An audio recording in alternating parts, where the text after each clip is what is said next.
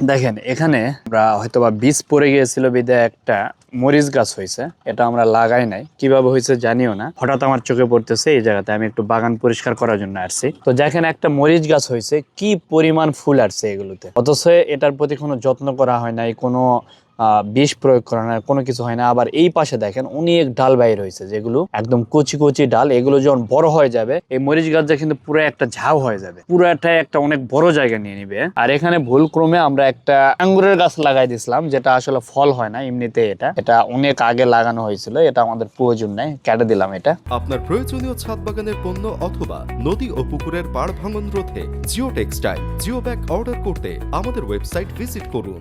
আর আশা করা যায় এই মরিচের গাছটা অনেক ঝোপালো হবে আর প্রচুর মরিচ ধরবে। দেখছেন কি পরিমাণ ফুল আসছে এটাতে, কিন্তু এটা কিন্তু আমরা লাগাই নাই বা কিছু করি না, হয়তো বা কোনো ভুলবশত একটা বীজ পড়ছে বা কোনো কিছু পড়ছে, পরে কিন্তু এই মরিচ গাছটা হয়ে গেছে। তো আসলে আপনার ছাদ বাগানের মাটি যদি উর্বর থাকে, এই দেখেন এই মাটিগুলো আমাদের কি অবস্থা রয়েছে, সুন্দর মাটি, যার কারণে যে কোনো গাছ অনেক সুন্দর হয় এটাতে। যে কোনো গাছ যদি ভুলবশত এখানে পড়েও যায় বিচি টিচি, সেগুলো কিন্তু অনেক সুন্দর হয়। তো যার কারণে মাটিটাই হচ্ছে মেন, মাটি যদি আপনার উর্বর থাকে, মাটি যদি ঝুরঝুরে থাকে, যে কোনো গাছ অনেক সুন্দর হবে।